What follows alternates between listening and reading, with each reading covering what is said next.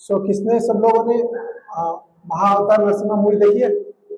सब लोगों ने देखी है। तो वहां पे प्रहलाद महाराज भगवान को पुकारने के लिए क्या बोलते हैं? क्या बोलते हैं?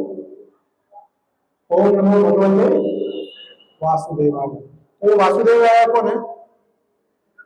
कृष्णा है। उनका नाम वासुदेवाय क्यों पड़ा?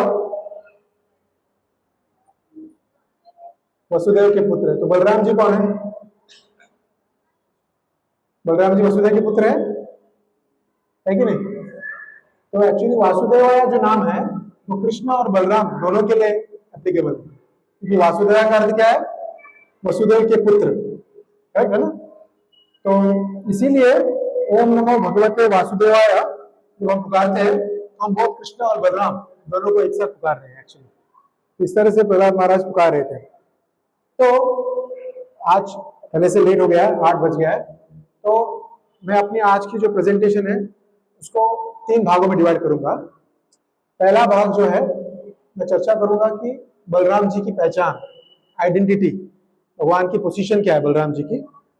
दूसरा जो है बलराम जी की जो लीला है उससे हमें जिंदगी में क्या सीख मिलती है, हम हमारी जिंदगी में उसको कैसे उतार सकते हैं, उसके बारे में चर्चा करेंगे। तो वो है भगवान के पास्ट टाइम्स।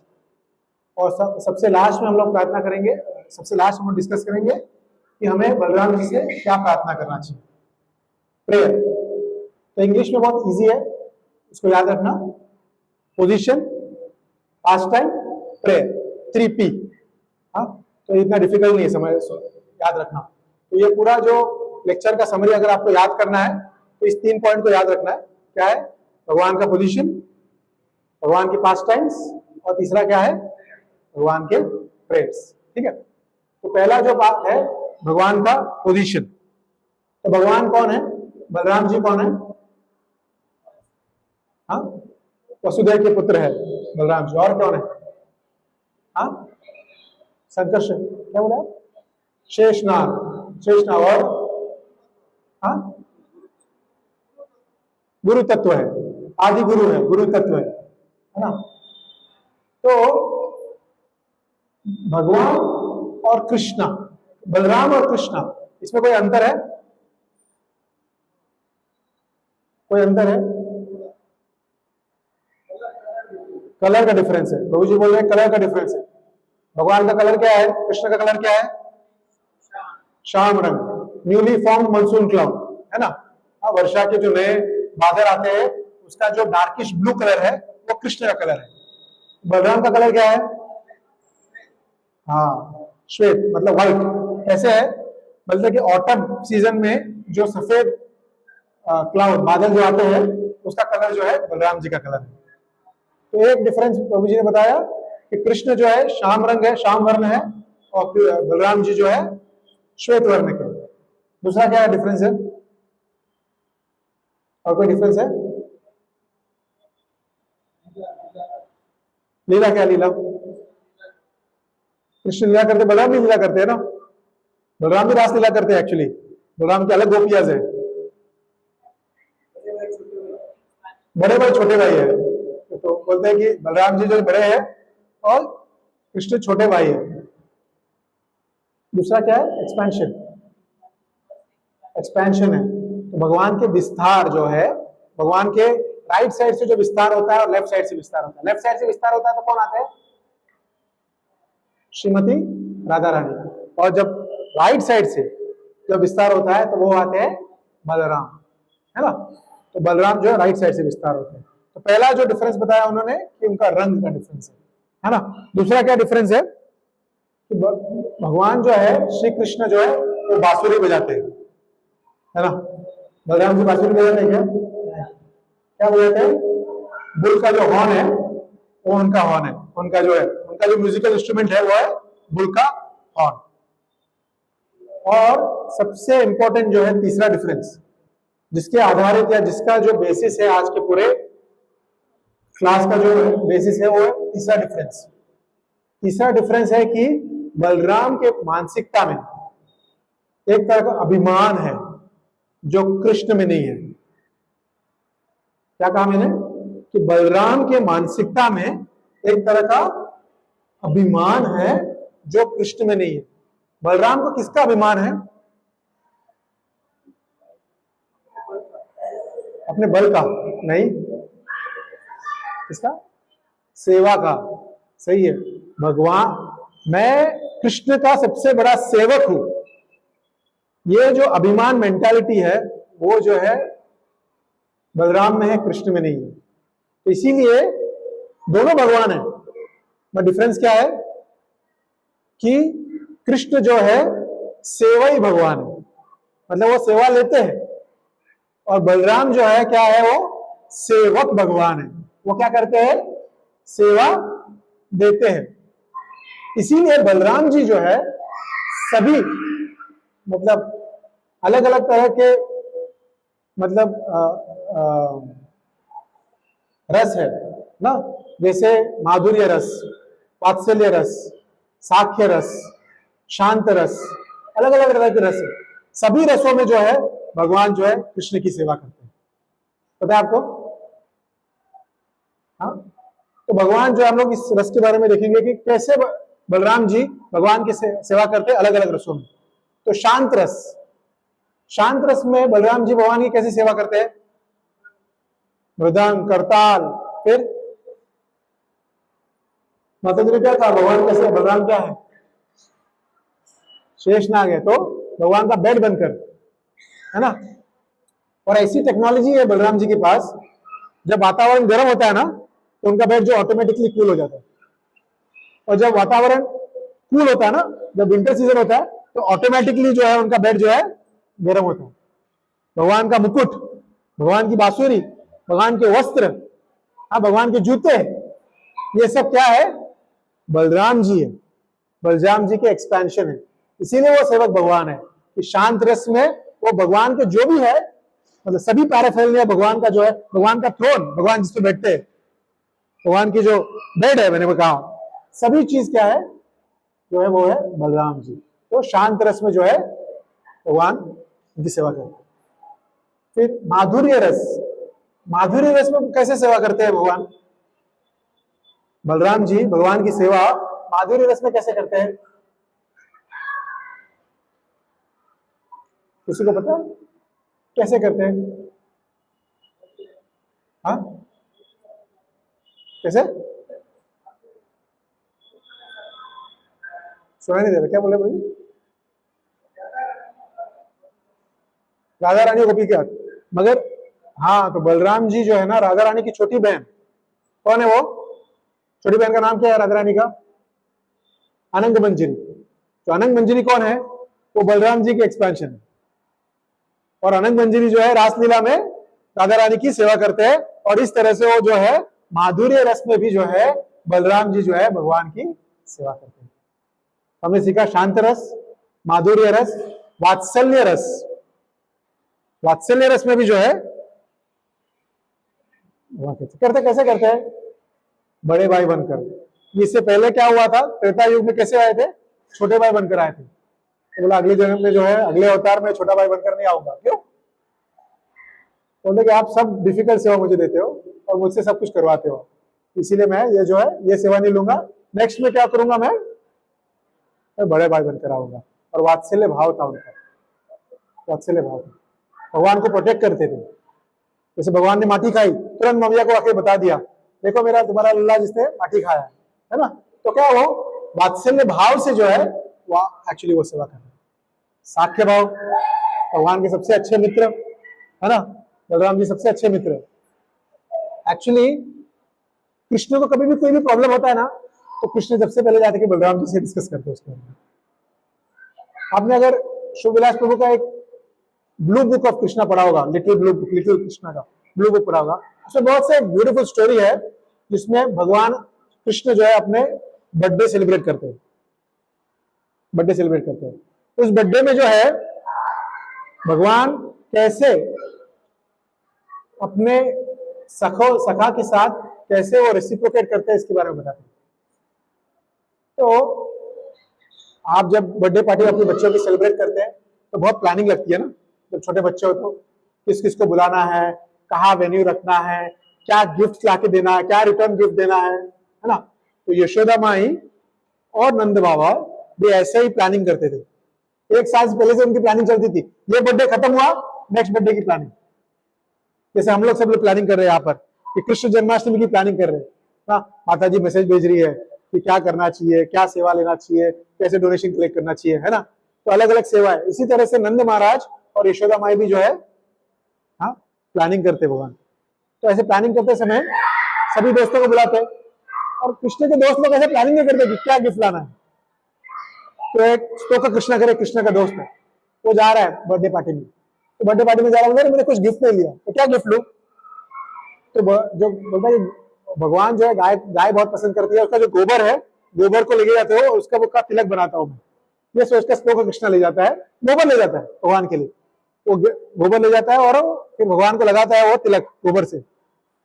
और देखकर जब तिलक लगाता है ना कृष्ण के ऊपर, कृष्ण इतने खुश हो जाते हैं, पूरे पार्टी में जो भी आया सबको बता रहे देखिए तिलक कितना सुंदर है, हाँ तो कृष्ण ने लाया एक तिलक, मुझे बहुत अच्छा लगा। मम्मी को बताते हैं, पापा को बताते हैं, सबको बताते हैं। ये कृष्ण जो है रेसिप्रोकेट कर रहे हैं, किससे? गोबर के साथ नहीं, तो कृष्ण के हृदय के साथ वो जो है रेसिप्रोकेट कर रहे हैं।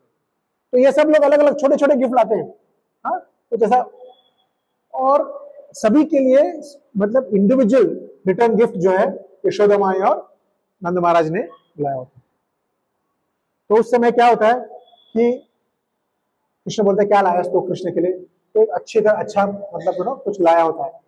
कृष्ण बोलता है क्या आप लोगों को पता नहीं, उन लोगों ने इतना अच्छा तिलक दिया मुझे, ये अच्छा गिफ्ट नहीं है आपने जो लाया मुझे। तो कृष्ण को कभी तृप्ति नहीं होती कि वो वापस क्या दे रहे हैं उनसे दोस्तों को रिटर्न गिफ्ट में, और वो रोने लगते हैं। तो नंद महाराज और यशोदा माई भी कृष्ण को मतलब सेटिस्फाई नहीं कर पाते। उस समय वो जाते हैं किसके पास? बलराम के पास। बलराम को बोलते देख तेरा भाई रो रहा है, अरे हमने बहुत मतलब हमने जो हो सका वो किया, और बच्चा खुश नहीं है।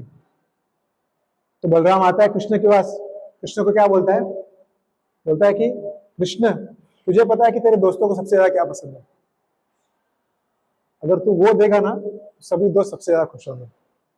कृष्ण को आइडिया आता है, बोलता है हाँ सही है। तो कृष्ण भागता है, अपने दोस्तों को एकदम जोर से गले लगाता है। तो गले लगाता है ना तो कृष्ण भी खुश होता है, और जो सखा है वो भी खुश होता है। तो बलराम जो ऐसा कॉन्फिडेंशियल दोस्त है, जो सभी मतलब कोई भी प्रॉब्लम कृष्ण की लाइफ में है, सखा के भाव में वो आके सॉल्व करता है। और 100% वो गारंटीड है कि कृष्ण जो है भगवान है ना। जब कालिया के साथ जब कालिया मर्दन हुआ था, उस समय सुबह थोड़े समय पे जो यशोदा माई और नंद महाराज भी एक्चुअली डर गए थे, और एक ही जो व्यक्ति था जो तट पे खड़े थे और जो डरे नहीं थे, उनको पूरा तरह से यकीन था कि कृष्ण को कुछ नहीं होगा। वो कौन थे? बलराम थे। हाँ तो बलराम जी पूरा कॉन्फिडेंट थे, तो साक्षी भाव में भी भगवान की सेवा करते। उसके बाद कौन सा रस आता है? दास्य। दास्य भाव का तो मैंने कहा कि कृष्ण बलराम क्या है? सेवक भगवान, पूरे समय यही सोचते रहते हैं कि कैसी सेवा करनी चाहिए। तो जब कृष्ण पैदा होने से पहले और कृष्ण पैदा होने के बाद सबसे पहली सेवा किसने की? बलराम जी ने की। सेवा होने से पहले कैसे सेवा की? पैदा होने से पहले कैसे सेवा की? हाँ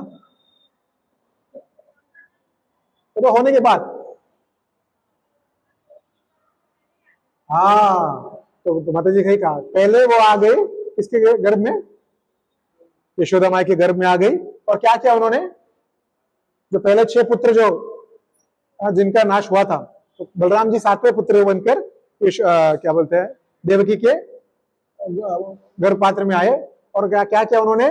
गर्भपात को रेडी किया, क्लीन किया। और क्यों किया? ताकि अभी कृष्ण आ सके। और उसके बाद क्या किया? योगी माया को बुलाया, और योगी माया से बलराम जी को देवकी के गर्भ से रोहिणी के गर्भ। रोहिणी कौन है?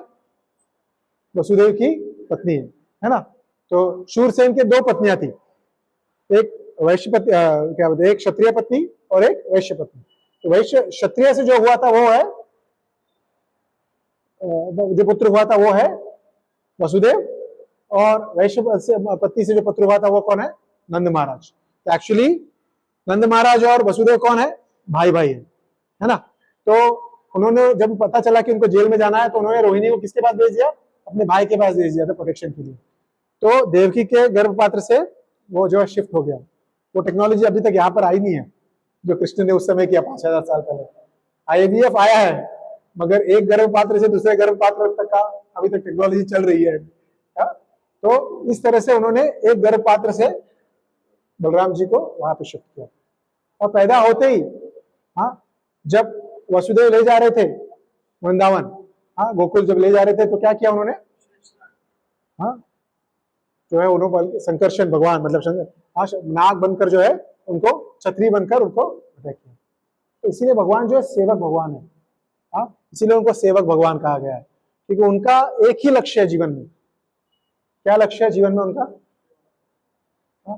कृष्ण को कैसे संतुष्ट करें, एक ही लक्ष्य है उनका। और सबसे ज्यादा कृष्ण को संतुष्ट किया कैसे जा सकता है? सबसे आसान और सबसे अच्छा वैसे भगवान को संतुष्ट किया कैसे जा सकता है? सेवा करके, भक्तों की सेवा से करने से, भगवान की सेवा करने से जो है सबसे आसानी से भगवान को। इसीलिए नॉलेज इंपॉर्टेंट नहीं है, क्या इंपॉर्टेंट है? सेवा भाव इंपॉर्टेंट है। नॉलेज इंपॉर्टेंट है कि किस तरह सेवा भाव करना चाहिए, पर अगर नॉलेज है मगर सेवा भाव नहीं है तो नॉलेज का कोई फायदा नहीं। आप लोग यहाँ पर आकर सुन रहे हो, हर शनिवार को आकर सुन रहे हो यहाँ पर आकर, और शनिवार सुनने के बाद आपके हृदय में कोई परिवर्तन नहीं हो रहा है, आप कोई सेवा नहीं कर रहे हो भगवान के लिए, तो वो क्या है? क्षमा एव ही केवलम, मतलब उस नॉलेज का कोई इम्पैक्ट जो है नहीं हो रहा है। इसीलिए अगर उसका इम्पैक्ट होना है, उस हृदय में परिवर्तन होना है, तो क्या करना पड़ेगा? हमें सेवा करना पड़ेगा। सेवा करने से क्या होता है? बलराम जी अट्रैक्ट होते हैं, क्योंकि वो सेवक भगवान है और वो हमारे हृदय में आते हैं। जैसे देवकी के हृदय में पहले आए, वहां से घर में गए, क्लीन किया, वैसे ही हमारे हृदय को क्या करेंगे? वो क्लीन करेंगे। अगर हृदय क्लीन होगा तो ही क्या होगा? भगवान आ सकते हैं। अगर हमको भगवान को पुकारना है, हरे कृष्णा कृष्णा कृष्णा हरे हरे, हरे राम राम राम हरे हरे, हम लोग क्यों जप करते हैं? हम लोग भगवान को बोल रहे हैं, भगवान मुझे आपकी, राधा रानी आपको मुझे आपकी सेवा में लगाइए। जब सेवा आता है तो क्या होता है? प्रभु जी बिजी हूं मैं, है ना? इसीलिए ये पूरा एक्चुअली भगवान को सेटिस्फाई करने का। इसीलिए भक्ति को प्रभुपाद ने जब ट्रांसलेट किया इंग्लिश में, तो उन्होंने ट्रांसलेट कैसे किया? डिवोशन नहीं किया, डिवोशनल सर्विस, सेवा। फिर सेवा बहुत इंपॉर्टेंट है। तो मैंने क्या कहा कि शांत भाव, माधुर्य, साख्य, दास्य, वात्सल्य, तो ये पांचों रस्म जो है जब बलराम जी जो है भगवान की सेवा करते हैं। तो इसीलिए भगवान जो बलराम जी जो है वो है वैभव प्रकाश है। तो कृष्ण जो है विस्तारित होते हैं दो तरह से। एक है स्वयं प्रकाश। स्वयं प्रकाश कैसे होते हैं? जैसे रासलीला हो रही है और सभी गोपियों के साथ कौन नाच रहे हैं? कृष्ण नाच रहे, तो वो क्या है?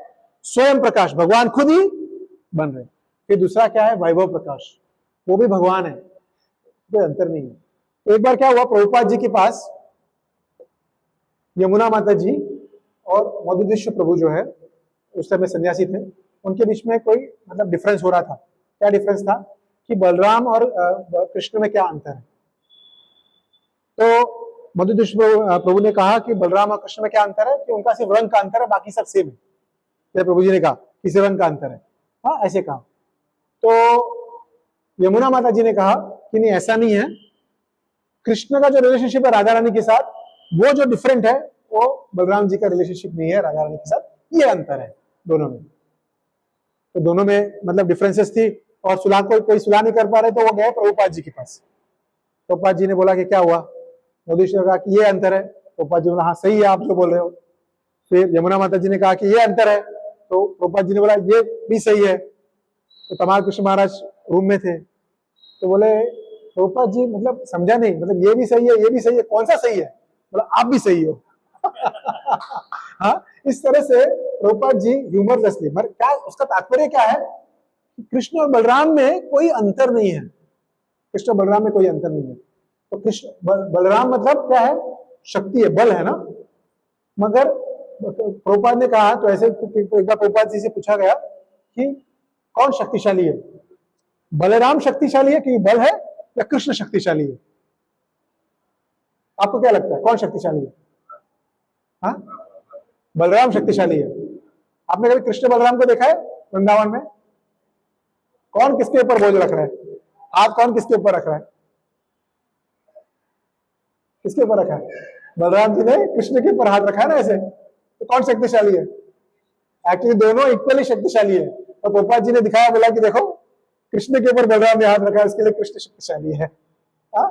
तो इस तरह से दोनों में कोई अंतर नहीं है, मगर प्रभुपाद जी ने अलग अलग जगह पर अलग अलग तरह से बताया गया है कि दोनों में, बलराम और कृष्ण में जो है कोई अंतर बिल्कुल भी नहीं है।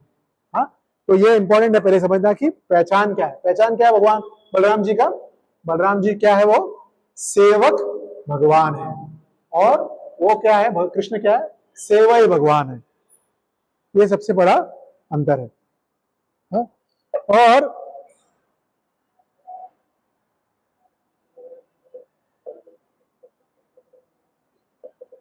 हाँ, तो ये पोजीशन है उनका। दूसरा क्या हमने कहा डिस्कस करेंगे आज? Past time. हाँ, पास्ट टाइम मतलब उनकी लीला के बारे में चर्चा करेंगे। तो बलराम जी की जो लीला है ना, उसको समझना अपने लॉजिक से, तर्क से समझना मुश्किल है, भगवान की कोई भी लीला। क्योंकि अगर हमारे इंटेलिजेंस से हम लोग समझ पाए उसको, अगर, क्योंकि बोलते हैं कि भगवान की जो लीला है वो इनकंसीवेबल है, मतलब उसको हम लोग समझ नहीं सकते तर्क से, लॉजिक से।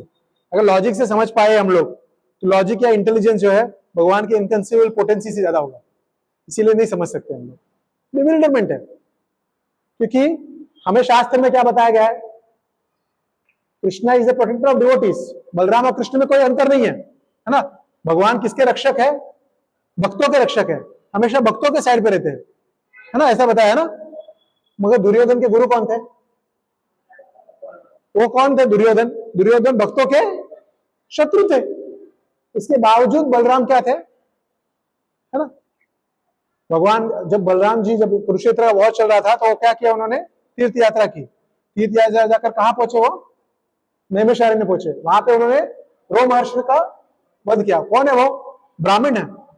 भगवान क्या है? एक्चुअली प्रोटेक्टर ऑफ ब्राह्मणास, है ना?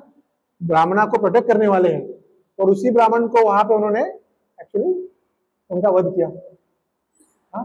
तो दूसरा दूसरा और एक लीला आती है जहां पर जो है कृष्ण का जो पोता है अनिरुद्ध, हाँ, रुक्मी की पोती जो है, उसके साथ उनका विवाह हो रहा है।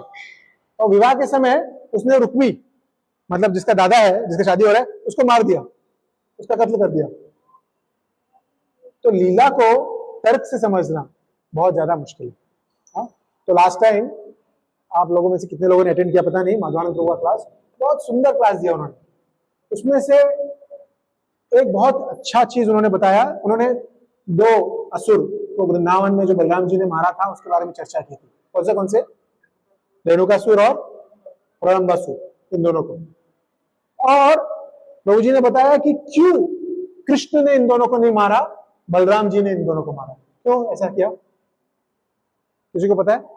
ये उनका मेन पॉइंट था उस लेक्चर में, कि why Krishna did not kill Renukasura and Pralambasura, why Balram kill.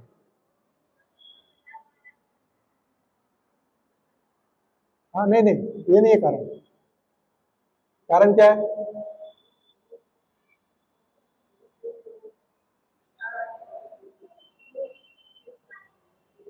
Sorry, मतलब क्या बोले? सुनाई नहीं दे रहा, सॉरी, सुनाई दे रहा। वो किल कर सकता है? हाँ, गुरु किल कर सकता है, बराबर। आचार्य जी ने कहा सही है। क्यों? क्योंकि वो दो जो चीज बताई उन्होंने, हाँ, ये दो जो है वो हमारी फ्री विल है। क्योंकि जैसे भक्ति विनोद ठाकुर ने हर एक जो डीमन है उसको एक चीज से रिप्रेजेंट करवाया, है ना? तो धेनुकासुर को किससे रिप्रेजेंट किया? इग्नोरेंस। इग्नोरेंस क्या? कि हम लोग ये बॉडी है, हम लोग ये शरीर है, इसी कारण गधा, गधे की तरह हम लोग मेहनत कर रहे हैं, सुबह शाम हम लोग क्या कर रहे हैं? हाँ, किसी भी तरह से हम लोग, हाँ, 2 वक्त की रोटी के लिए हम लोग गधे की तरह मेहनत कर रहे हैं। प्रभु जी ने बताया दिस मटीरियल मेंटालिटी, उसको से बाहर निकलना है तो क्या करना पड़ेगा? हमारा फ्री विल और गुरु की कृपा, इससे ही हम लोग बाहर निकल सकते हैं। हाँ, हमारा फ्री विल हमको यूज करना पड़ेगा, हमें राइट चॉइसेस करना पड़ेगा। ये दोनों के इस लीला के ऊपर हम लोग डीप नहीं जाएंगे क्योंकि प्रभु जी ने बहुत अच्छी तरह से इसको बताया था। तो सिर्फ मतलब हम लोग ने जो लास्ट वीक डिस्कस किया उसके बारे में डिस्कस करेंगे। प्रभु जी ने कहा कि क्या है ये, कि वो है ignorance. Dhenukasura represents ignorance, Dhenuka represents our material propensity to actually work hard for material things, because हम लोग हमारे बॉडी से आइडेंटिफाई करते हैं। प्रभु जी ने कहा कि उसका सोल्यूशन क्या है, कि चॉइस मिलती है हमें, तो हमें राइट चॉइस लेना है। लाइफ में हमेशा चॉइस मिलती है, कृष्णा या माया। हाँ, भक्ति रसानंद महाराज एक लेक्चर में बता रहे थे कि हमारा जो डिवोशनल लाइफ है ना, स्टैटिक नहीं है, कभी भी हो सकता है। एक तो हम लोग ऊपर जा रहे हैं या नीचे जा रहे हैं। जैसे नदी में बहाव होता है तो ऊपर जा रहे हैं या नीचे जा रहे हैं। और स्पिरिचुअल लाइफ क्या है, we are actually swimming against the tide, मतलब बहाव के अगेंस्ट टाइड कर रहे हैं। तो अगर हम लोग रुक गए तो क्या होगा, ऑटोमेटिकली हम लोग नीचे जाएंगे। हाँ, अगर हमने 3 हफ्ता हम लोग अगर आए नहीं सत्संग में तो क्या होगा, ऑटोमेटिकली हमारे जो है भक्ति का जो प्रैक्टिस है वो ऑटोमेटिकली थोड़ा थोड़ा करके नीचे चला जाएगा। हाँ, इसीलिए क्या बोलते हैं कि स्टैटिक नहीं हो सकता कि हम लोग ये लेवल पे आ गए अभी हम ये लेवल पे रहना चाहते हैं। नहीं, एक तो हम लोग ऊपर जा रहे हैं या हम लोग नीचे आ रहे हैं। हाँ, तो ऊपर जाना है तो क्या करना पड़ेगा, राइट चॉइसेस लेना पड़ेगा। भक्ति रसानंद महाराज बोलते हैं उसमें कि एवरी मोमेंट, ओके, एक दिन में हम लोग कितना डिसीजंस लेते हैं, गेस करिए कि एक व्यक्ति नॉर्मल आदमी एक दिन में how many decisions he takes, कितने निर्णय वो लेता है एक दिन में, नॉर्मल आदमी। हाँ, कितने, गेस कीजिए, गेस कीजिए।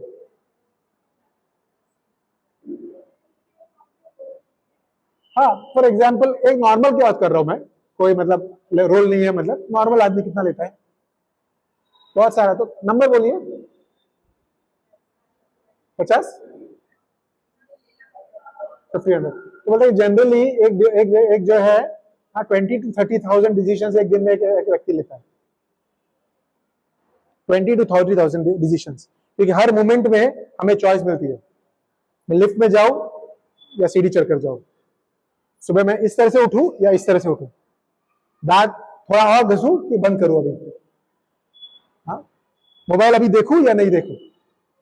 तो कंटिन्यूस हम लोग डिसीजन ले रहे हैं, और 20 to 30,000 डिसीजन हम लोग एक दिन में लेते हैं। नॉर्मल व्यक्ति लेता है, और जो ज्यादा सोचता है वो बहुत ज्यादा डिसीजन लेता है, मगर नॉर्मल व्यक्ति की बात कर रहा हूं। हाँ, तो हर एक डिसीजन जब हम लोग ले रहे हैं ना, तो चॉइस होती है माया कृष्णा। आज हमें ठाकुर कॉम्प्लेक्स में सत्संग कार्यक्रम में जाना है या फिर मूवी के लिए जाना है, हमारे पास ये चॉइस है। Depending on what choice you make, you will do spiritual progress और यू विल कम डाउन। और धेनुकासुर रिप्रेजेंट करता है कि हमारा जो मटेरियल चॉइसेस है ना, फ्री विल, वो धेनुकासुर बोलता है आ जाओ आ जाओ आ जाओ आ जाओ, हमें क्या करना है, नहीं। हाँ? सेवा करने के लिए बुला रहे, अभी प्रभु जी ने रखा है प्रोग्राम संडे शाम को, है ना, तो अब लोग सब लोग सोच रहे हैं क्या जाना है।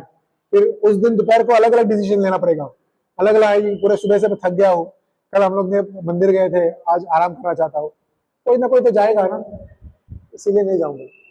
तो क्या हो रहा है, मैंने चॉइस लिया है whether I should go for नगर संकीर्तन or not go for नगर संकीर्तन। Every moment there is a choice whether I want to be with Krishna or be with Maya, है ना। तो उस डिसीजंस के ऊपर हमारी आध्यात्मिक प्रगति होती है या आध्यात्मिक। स्टैटिक जो है हम लोग कभी नहीं रहेंगे। आप ये सोचना भी मत कि मैं ये लेवल पे आ गया हूं और मैं ये लेवल पे रहूंगा। ट्राई करके देखिए, ये लेवल पे रहूंगा, थोड़ा सत्संग बंद करके देखिए, 2 हफ्ता सत्संग मत कीजिए, किसी डिवोटी से बात मत कीजिए, देखिए क्या होता है आपके जप का, 16 माला से कितना राउंड करते हैं आप। इसीलिए भक्तों का संग जो है ना बहुत जरूरी है, ठीक है। तो इसीलिए धेनुकासुर। दूसरा प्रभु जी ने क्या बताया, प्रलंबासुर। प्रलंबासुर किसको रिप्रेजेंट करता है, लस्ट, राइट। माता जी ने कहा क्या, काम को रिप्रेजेंट करता है। और प्रलंबासुर को अगर प्रलंबासुर से अगर हमको लस्ट से हमको बाहर आना है, मतलब क्या है, लस्ट सिर्फ लस्ट नहीं है कि लस्ट मतलब ग्रॉस लस्ट नहीं है, सटल लस्ट भी है। जैसे हमें फेम, नेम, प्रतिष्ठा, ये भी सब लस्ट है। हाँ, काम, क्रोध, लोभ, मोह, मत्सर, ये सब क्या है, अनर्थ है। अनर्थ का मतलब क्या है? जिसका हमारे जीवन में कोई अर्थ नहीं है, उसको कहते हैं अनर्थ है। इसीलिए ये जो 6 चीज है, काम, क्रोध, लोभ, मोह, मद, मत्सर, तो क्या है? Anger, greed, pride, envy, lust, illusion, क्या ये? हाँ, अनर्थ है। हमारे जीवन में इसकी कोई जरूरत नहीं है और हमारे हृदय में वो भरा पड़ा है। अगर उसको हमें निकालना है, तो लस्ट को निकालना है, तो क्या करना पड़ेगा? बलराम जी का जो इंस्ट्रक्शंस है, गुरु का जो इंस्ट्रक्शंस है, हमें हमारे जिंदगी में फॉलो करना पड़ेगा। When we follow the instructions of गुरु, क्या होता है? अनर्थ जो है उसकी निवृत्ति होती है, अनर्थ निवृत्ति। तो गुरु का क्या इंस्ट्रक्शन होता है? कि हम लोग 16 माला का जप करें। कैसे 16 माला का जप करें? ध्यान पूर्वक जप करना चाहिए। हम लोग में से कितने लोग यहाँ पर जिसने दीक्षा लिया है? कितने लोगों ने दीक्षा लिया है यहाँ पे? उसमें से कितने लोग यहाँ पर कॉन्फिडेंटली कह सकते हैं कि अब हर रोज हमारा जो 16 माला जो मैंने अपने गुरु को प्रण दिया है, वो मैं अच्छी तरह से ध्यान पूर्वक करता हूँ रोज? तो ये अगर ये नहीं करेंगे तो क्या होगा? ये अनर्थ जाएगा। हाँ, एक एग्जाम्पल दिया होता ना कि ऐसा था, एक जो पिता है अपने बच्चे को बोलता है कि नीचे जाकर पानी लेकर आ। हाँ, वो ऊपर रहता है माउंटेन में, और नीचे जो नदी है उसमें से पानी लेना बोलता है, और उसको एक बकेट देता है। उस बकेट में क्या होता है? होल होता है। तो मैं जाकर लेकर आ। तो बच्चा जाता है, पानी भरता है, ऊपर आने तक पूरा पानी गिर जाता है, फिर जाता है, फिर आता है, फिर पानी गिर जाता है, फिर आता है, फिर जाता है, फिर गिर जाता है। फिर उसको लगता है क्या हो रहा है, आप मजाक कर रहे हो क्या? इसमें तो कभी पानी आएगा ही नहीं। इसी तरह से अगर हम लोग हमारा जो जप है 16 माला का, जो हमने प्रण दिया है हमारे गुरु को, अगर वो अच्छी तरह से नहीं करेंगे, ध्यान पूर्वक नहीं करेंगे, उसमें हम लोग अपना फोकस नहीं डालेंगे, एनर्जी नहीं डालेंगे, तो क्या होगा? ये अनर्थ निवृत्ति नहीं जाएगी। ये जो एक एक कर ऊपर आते रहेगा हमेशा, कभी लोभ, कभी मद, कभी मत्सर, हाँ, कभी काम, ये आते रहेंगे। इसीलिए हमें हमारे जो गुरु की आज्ञा जो है उसको हमारे जीवन में उतारना है। बलराम जी को हमारे जीवन में उतारना है। क्योंकि बलराम जी कौन है? आदि गुरु। बलराम जी आदिदास भी है, मैंने कहा ना, आदिदास, एडिदास नहीं, आदिदास। आदिदास भी है वो, और आदि गुरु भी है।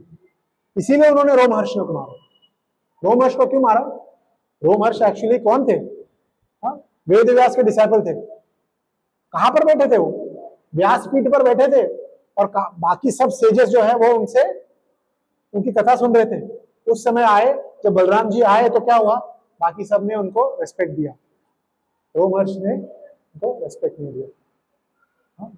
तो तुरंत उन्होंने क्या किया? घास लिया और रोमहर्ष को कत्ल कर दिया। क्यों किया उन्होंने कत्ल? अगर देखा जाएगा भौतिक नजर से, बहुत गलत किया ना। एक छोटा सा गलती, छोटी सी गलती के कारण इतना बड़ा दंड, है ना? आप देखेंगे कि क्या किया उन्होंने। बलराम जी आए, क्योंकि व्यासपीठ पर बैठे थे, इसीलिए उन्होंने बलराम जी का आदर नहीं किया, उनको प्रणाम नहीं किया। तो इतनी बड़ी गलती है कि रोमहर्ष को मारने की जरूरत थी क्या? क्या लगता है आपको? मारना चाहिए, नहीं मारना चाहिए? क्यों मारा?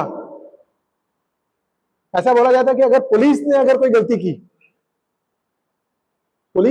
की, तो उसकी सजा जो है ज्यादा होनी चाहिए। क्यों? क्योंकि वो जो है रखवाले है ना, ही इज एक्चुअली लॉ, वो लॉ मतलब उसको लॉ अबैडिंग सिटीजन नहीं है, वो लॉ एनफोर्सर है। जब लॉ एनफोर्सर लॉ तोड़ता है तो क्या करता है? उसको शिक्षा जो है ज्यादा देना पड़ता है ना। इसी तरह से रोमहर्ष कौन था? गुरु थे।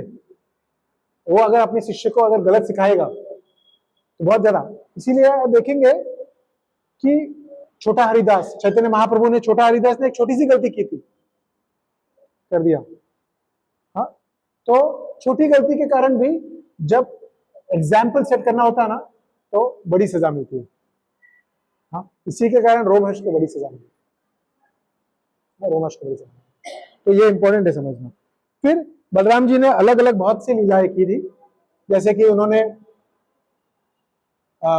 एक लीला के ऊपर चर्चा करूंगा, उसके बाद हम लोग क्या प्रार्थना करना चाहिए कल बलराम जी को, उसके बारे में चर्चा करके इसको समाप्त करूंगा। मैंने बहुत सी लीलाएं लिखी थी, मैं एक लीला के ऊपर चर्चा करूंगा। वो लीला है जब लक्ष्मणा, कौन है लक्ष्मणा? राम के भक्त नहीं, महाभारत में जब लक्ष्मणा कौन थी? दुर्योधन की पुत्री, दुर्योधन की पुत्री थी लक्ष्मणा। और कृष्ण और जाम्बवती, कृष्ण ने जाम्बवती से शादी किया था, पता है आपको ना? कृष्ण और जाम्बवती का एक पुत्र था, वो कौन था?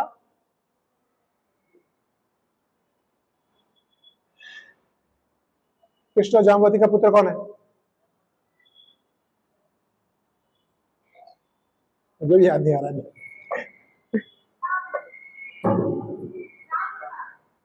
सांबा, हाँ सांबा था। हाँ? सांबा को अच्छी लगती थी कौन? लक्ष्मणा, दुर्योधन की। तो जब लक्ष्मणा का स्वयंवर हो रहा था, लक्ष्मणा का स्वयंवर हो रहा था, तो उस समय क्या क्या सांबा ने उसको वहां से भगाकर ले गया। इससे क्या हुआ? कौरव बहुत ज्यादा गुस्से हो गए, बोले कि ऐसे कैसे किया सांबा ने? सांबा कौन है? मतलब हम लोग जो है पूरे वर्ल्ड के रूलर्स है, और एक छोटा प्रोविंस जो कृष्ण है उसका जो पुत्र है सांबा, उसने क्या किया? मेरी पुत्री को उसने उसको किडनैप कर लिया। तो बहुत गुस्सा आया। तो सांबा को मार सकते थे क्या? सांबा को मार नहीं सकते थे, क्योंकि क्या हुआ? क्योंकि उसने लक्ष्मण को टच किया था, और उस समय क्या होता है? टच करने के बाद क्या होता है? वो हस्बैंड की तरह माना जाता है और उसके साथ शादी होती है। मतलब अपने बेटी के हस्बैंड को मार नहीं सकते थे, पर उनको एक सबक सिखाना जरूरी था, ऐसे सोचा दुर्योधन ने। तो दुर्योधन सभी महारथी को लेकर गए और उसको कैप्चर किया और उसको अरेस्ट करके लाए लाए और उसको जेल में डाल दिया। ये खबर नारद मुनि ने जाकर पहुंचा दी कृष्ण, बलराम और सभी को, वहां पे से सबको बता दिया। तो सबको गुस्सा आ गया यदु को, बोला ऐसे कैसे किया दुर्योधन ने? उसको पता नहीं सांबा कौन है, कृष्ण के पुत्र है वो, ऐसे कैसे किया? हम अभी जाकर बदला लेंगे। तो बलराम जी ने कहा वेट करो, मैं जाता हूं, दुर्योधन मेरा शिष्य है, दुर्योधन के साथ मेरा बहुत अच्छा प्रेम है, तो मैं उसको बोल दूंगा तो मान देगा और छोड़ देगा वो सांबा को। ऐसा सोचकर बलराम जो है गए हस्तिनापुर दुर्योधन से बात करने के लिए।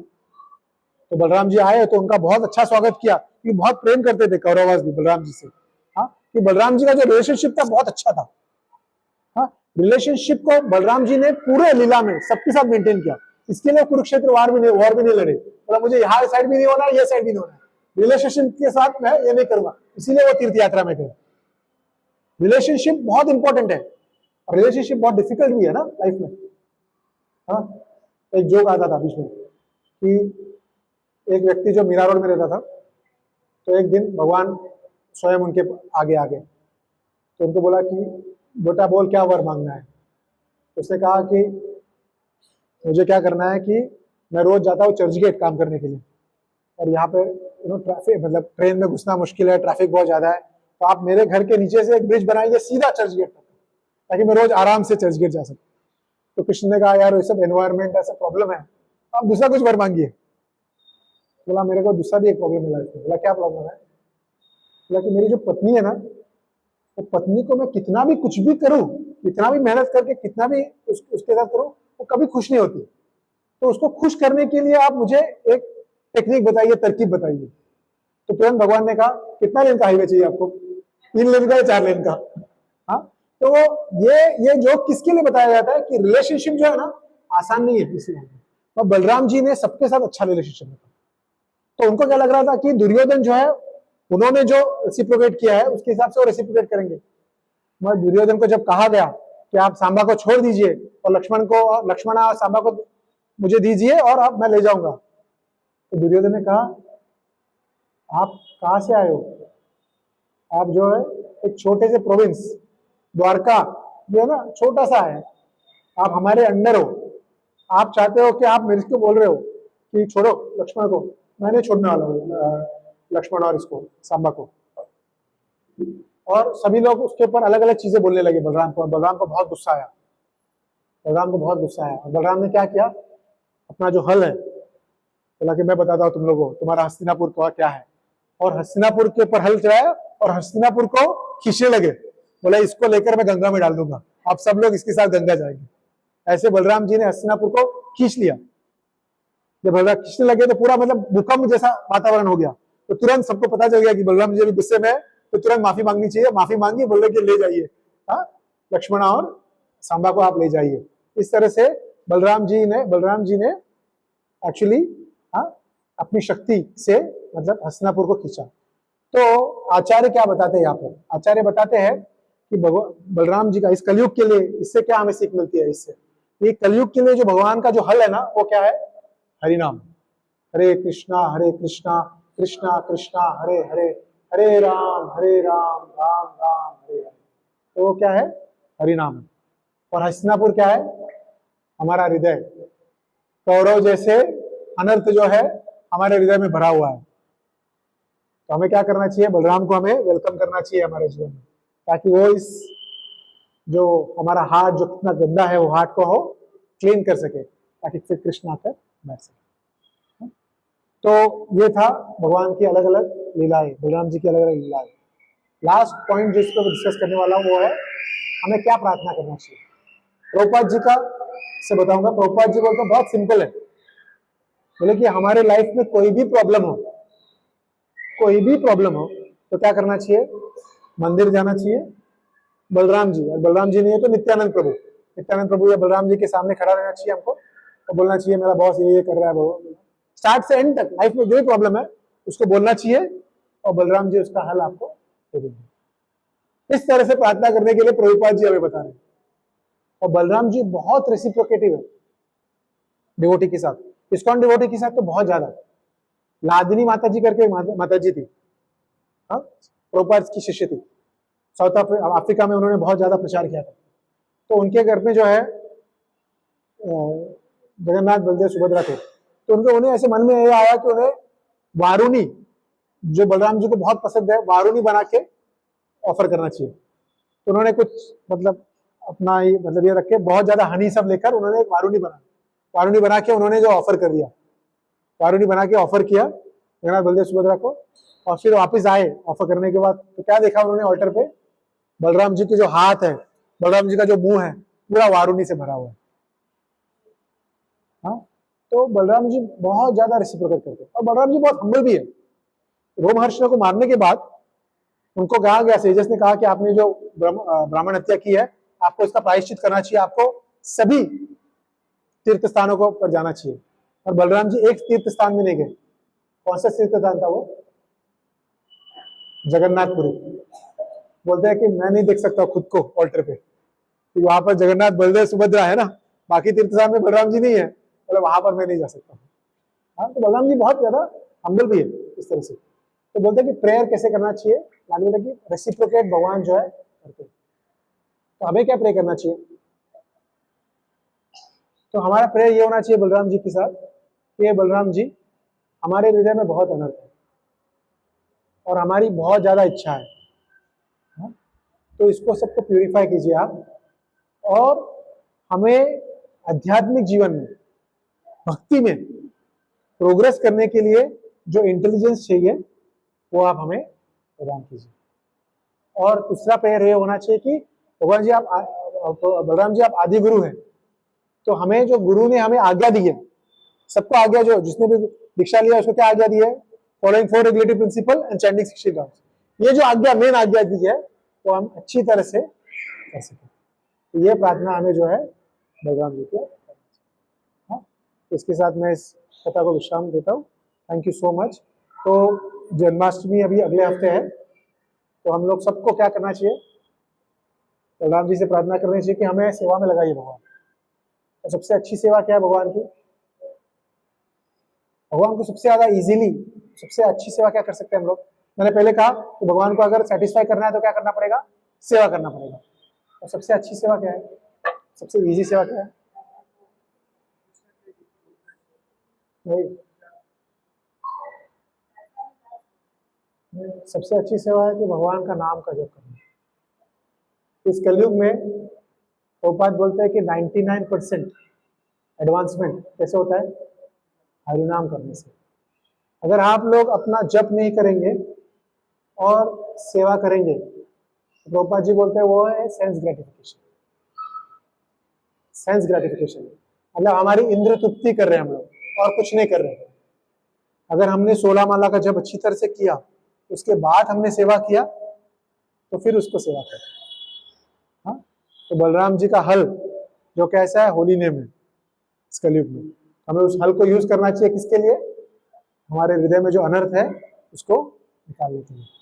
हाँ, तो ये आप सब लोग से ये दिस इज अमेजिंग टाइम कि हमारे जो वाउस हमने दिए हमारे गुरु को, उसको एक्चुअली वापस, हाँ, और अच्छी तरह से जप करना।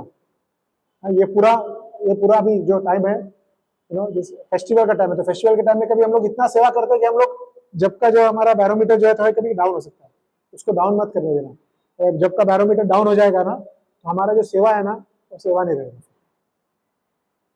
Okay, thank you so much for giving me this opportunity. Hare Krishna.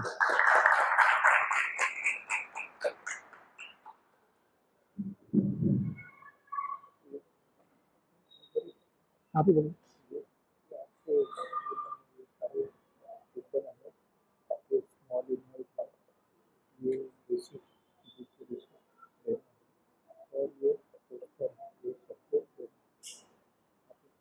हरे कृष्णा।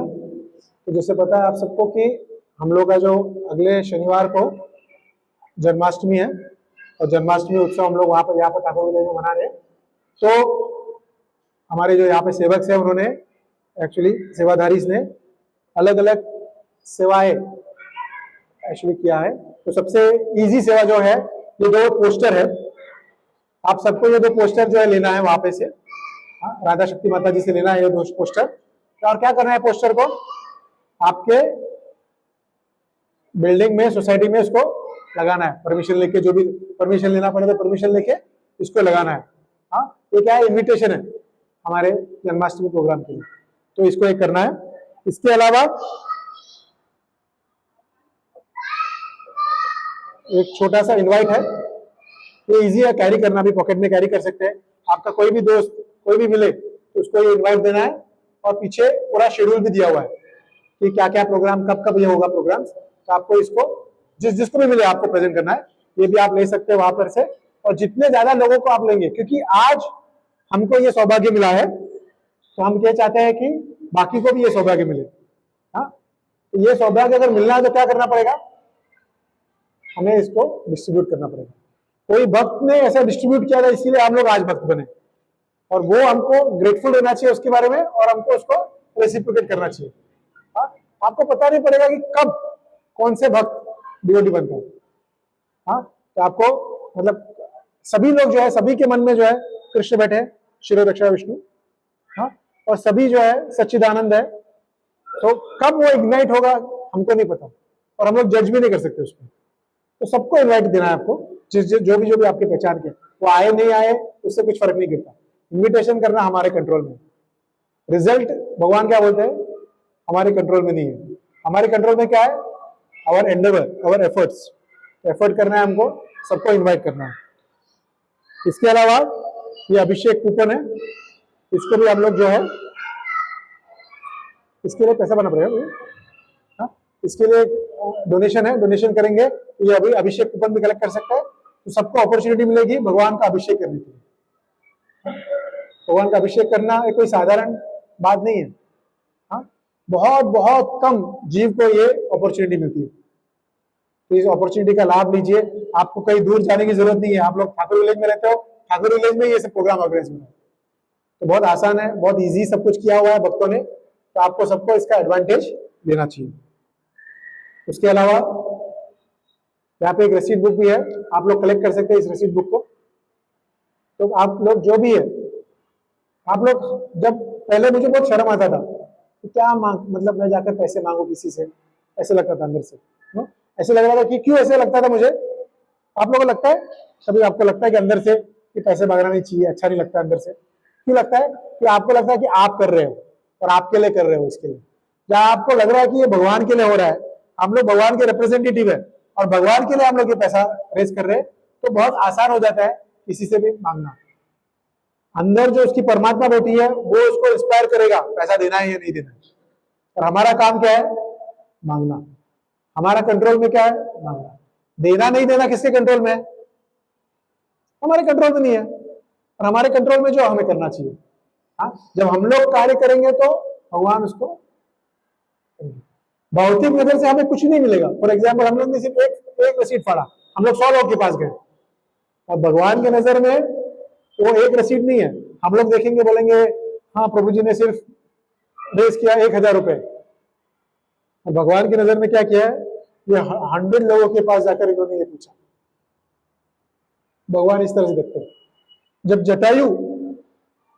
जटायु हाँ सीता माता की रक्षा करने की कोशिश कर रहे थे, तो सीता माता ने क्या कहा जटायु से कि आप एक्चुअली आप बहुत बुरे हो गए हो, आप मत कीजिए। तो नहीं, मैं कैसे दे सकता हूँ, हाँ मैं कैसे दे सकता हूँ कि मेरी मदर को ऐसे लिया जा सकता है, मैं फाइट करूंगा। फाइट करते समय क्या किया, रावण ने उसके दोनों पंख काट दिए, वो गिर गया। जब राम आए तो उनको पहले क्या लगा कि जटायु ने सीता को खा लिया, तो बहुत गुस्सा हो गए थे पहले। और जब उनको पता चला, जटायु ने पूरी कहानी बताई, तो राम ने खुद उसका अंतिम संस्कार किया। तो अगर आप भौतिक नजर से देखेंगे, जटायु का जो कार्य है कंप्लीट फेलियर है, ना वो सीता माता को बचा पाए, ना वो अपने जान भी खो बैठे उसमें, है ना। तो भौतिक नजर से क्या है, बच्चे ने बहुत मेहनत किया, रिजल्ट फेल। तो भौतिक नजर से क्या है, कंप्लीट फेल है। और भगवान की नजर से क्या है, कंप्लीट सक्सेस है, कंप्लीट सक्सेस है। तो ये जो मतलब एफर्ट डाल रहे हैं, मतलब कांग्रीगेशन में हमारे भक्त जो है, सेवादारी जो एफर्ट डाल रहे हैं, उसको हम लोग अप्रिशिएट करना चाहिए और रेसिप्रोकेट करना चाहिए। जो हमसे बन पाए हमको करना चाहिए। हमारे ऑफिस में लोगों से पूछ सकते हैं जो कनेक्टेड नहीं है, तो क्या करें हम लोग, उनका जो इनकम है उसको हम लोग प्यूरिफाई कर रहे हैं, और उसके अलावा हम लोग उसको भगवान के साथ कनेक्ट कर रहे हैं। बहुत जरूरी है इसको करना। अगर हम लोग अपॉर्चुनिटी नहीं देंगे तो ब्रह्मांड ब्रह्मिते कौन भाग्यवान जी, गुरु कृष्ण प्रसादे पाए भक्ति लता बीज। ब्रह्मांड में बहुत से कम, तो इस ठाकुर विलेज में कितने लोग रहते हैं पता है आपको, कितने लोग रहते रहेंगे, 20 लाख लोग रहते हैं ठाकुर विलेज में, पूरे कांदिवली में होगा, पता नहीं मुझे, बड़ा नंबर लग रहा है मुझे। तो भी अगर वो नंबर है 2 लाख भी, उसमें से कितने लोग यहाँ पर आकर बैठे, बहुत रेयर है ये अपॉर्चुनिटी। भगवान से कनेक्ट करना होने का अपॉर्चुनिटी बहुत रेयर है हमारे लिए। तो इसका जो है आप लोग लाभ लीजिए, और जो आपसे बन पाए, जो आप कंफर्टेबल हो, उसके हिसाब से आप लोग सेवा कीजिए, और भगवान उसको नोटिस करेंगे। भगवान को आपकी कैपेसिटी पता है। थोड़ा आप अपने कंफर्ट जोन से बाहर जाइए और कीजिए। हम लोग बोल नहीं रहे कि स्ट्रेच जोन में जाइए, दिन रात आप जाइए, सबसे पैसा लाइए, 15 बुक कंप्लीट कीजिए, नहीं। आपसे जितना हो सके थोड़ा कंफर्ट जोन से बाहर जाइए और भगवान के लिए पैसा रेस कीजिए। तो हम लोग साल में एक ही बार जाते हैं भगवान के लिए पैसा रेस करने के लिए, भगवान के बर्थडे के लिए। Okay, Hare Krishna, thank you so much. Hare बोल।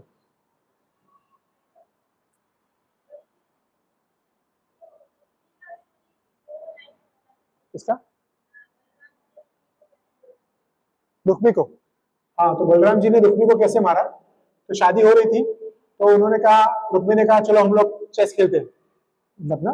तो चेस खेलने के लिए बुलाया बलराम जी को, और बलराम जी स्पोर्टिव है, तो बोला ठीक है खेलते हैं। और बलराम जी अच्छे नहीं है चेस में खेलने में। तो पहले क्या हुआ, तो 100 स्वर्ण मुद्राएं रखी, खेला, बलराम जी हार गए। तो रुक्मी ने बोला अगले गेम, तो 1000 स्वर्ण मुद्राएं रखी, बलराम जी हार गए। तो फिर और एक बार रखा, तो 1 लाख स्वर्ण मुद्राएं रखी, हार गए। उसके बाद 10 लाख स्वर्ण मुद्राएं रखी, तो बलराम जी जीत गए। तो रुक्मी ने कहा कि नहीं नहीं ये गलत है, आपने जीते, और उसने चीटिंग किया, चीटिंग करके, और वहां पे कलिंगा का जो एक राजा भी था, वो भी दांत दिखाकर हंस रहा था, हाँ हाँ हाँ, और सपोर्ट कर रहा था रुक्मी का। तो बलराम जी ने कहा, गुस्सा आया बलराम जी को, बलराम जी ने बोला ठीक है और एक बार खेलता, और इस बार 10 लाख के बदले 1 करोड़ स्वर्ण मुद्राएं रख के बलराम जी ने खेला। उस समय में बलराम जी जीत गए। उस समय आकाशवाणी भी हुई कि बलराम जी आप जीत गए हो करके। फिर भी रुक्मी नहीं मानने को तैयार था, तो फिर बोला नहीं आपने चीटिंग किया। तो उस समय बलराम जी को बहुत गुस्सा आया, ऐसे कहा थे। उस समय बलराम जी ने रुक्मी को मार दिया। घर में शादी हो रही है किसकी, रुक्मी की पोती, मतलब पोती की, और कृष्ण का पोता अनिरुद्ध, इनका शादी हो रहा है। उस समय उन्होंने मार दिया, और उस समय कृष्ण ने किसी का साइड नहीं लिया, ना बलराम जी का साइड लिया, ना रुक्मी का साइड लिया। क्यों, रुक्मिणी थी ना वहां पर, क्या साइड लेता। तो रुक्मिणी, वो बातें पता था उनको कि बलराम जी ने जो किया सही किया था। इसके बाद जो कलिंगा जो वहां पे बैठा था ना राजा, वो दांत खोल के ऐसा होता रहा, ऐसे मारा कि सब दांत गिर गए उसके, और जो भी राजा सपोर्ट कर रहा था रुक्मी को, सबको पकड़ पकड़ के हाथ पैर एक एक करके मार दिया उन्होंने, एक साथ सबको अलग अलग मतलब मार दिया। हाँ? इस तरह से बलराम जी ने रुक्मी को मारा। ठीक? हरे कृष्ण। अलग अलग बहुत दुर्गा गोरीला जो है, अलग अलग बहुत बहुत एक्चुअली बलराम जी की लीला है। कभी समय मिलेगा तो अच्छी तरह से डिस्कस कर सकते हैं। एक एक लीला में बहुत अच्छे अच्छे सीख है, और उस लेसन को हम लोग हमारे जीवन में उतार सकते हैं। जैसे मैंने ये लीला कहा तो उसमें क्या समझ सकते हैं हम लोग कि बलराम जी का जो हल है वो है होली नेम, और जो हस्तिनापुर जो है हमारा हृदय। ऐसे हर एक चीज में आचार्य ने हमें कमेंट्री दी है, जिससे हम लोग हमारे जीवन में। हरे कृष्ण।